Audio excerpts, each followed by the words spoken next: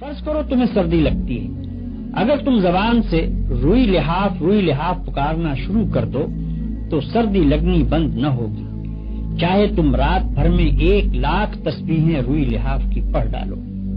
ہاں، اگر لحاف میں روئی بھروا کر اوڑھ لوگے تو سردی لگنی بند ہو جائے گی۔ فرض کرو کہ تمہیں پیاس لگ رہی ہے، اگر تم صبح سے شام تک پانی پانی پکارتے رہو تو پیاس نہ بجھے گی۔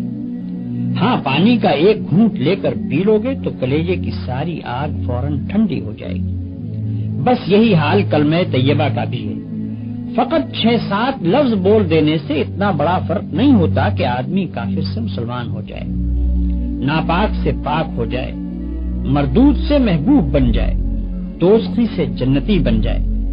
یہ فرق صرف اس طرح ہوگا کہ پہلے ان الفاظ کا مطلب سمجھو اور وہ مطلب تمہارے دل میں اتر جائے، پھر تمہیں اچھی طرح یہ احساس ہو کہ تم اپنے خدا کے سامنے اور ساری دنیا کے سامنے کتنی بڑی بات کا اقرار کر رہے ہو، اور اس اقرار سے تمہارے اوپر کتنی بڑی ذمہ داری آ گئی ہے۔